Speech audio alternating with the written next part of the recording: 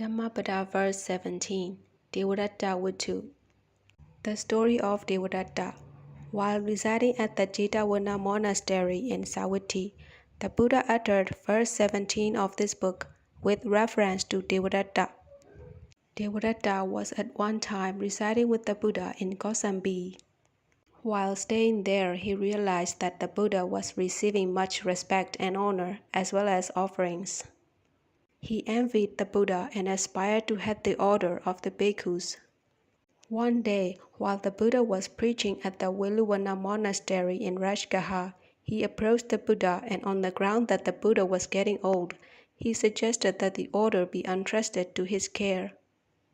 The Buddha rejected his offer and rebuked him, saying that he was a swallower of other people's spittle. The Buddha next asked the Sangha to carry out an act of proclamation, Pakasaniya Kamma, regarding Devadatta. Pakasaniya Kamma means an act of proclamation carried out by the order of the Sangha regarding a member, declaring that as his conduct was of one kind before and is of another kind now, henceforth all his physical and verbal actions are only his and have nothing to do with the Buddha, the Dhamma, and the Sangha.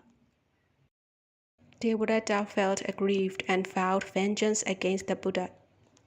3 times he attempted to kill the Buddha. First, by employing some archers.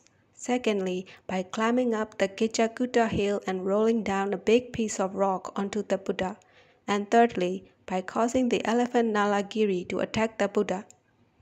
The hired assassins returned after being established in Sotapatti fruition without harming the Buddha. The big piece of rock rolled down by Devadatta hurt the big toe of the Buddha just a little. And when the Nalagiri elephant rushed at the Buddha, it was made docile by the Buddha. Thus, Devadatta failed to kill the Buddha, and he tried another tactic. He tried to break up the order of the bhikkhus by taking away some newly admitted bhikkhus with him to Gayasisa. However, most of them were brought back by Thera Sariputta and Thera Mahamauggallana. Later, Devadatta fell ill. He had been ill for 9 months when he asked his pupils to take him to the Buddha, and subsequently made the trip to the Jetavana monastery. Hearing that Devadatta was coming, the Buddha told his disciples that Devadatta would never get the opportunity to see him.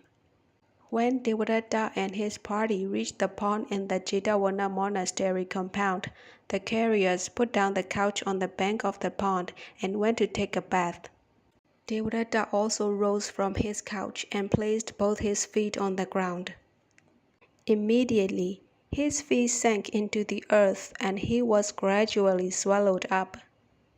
Devadatta did not have the opportunity to see the Buddha because of the wicked deeds he had done to the Buddha. After his death, he was reborn in Avisi, a place of intense and continuous torment. Then the Buddha spoke in verse as follows. Verse 17. Here he is tormented. Hereafter he is tormented. The evildoer is tormented in both existences. He is tormented and he laments, "Evil have I done." He is even more tormented when he is reborn in one of the lower worlds, Apeya.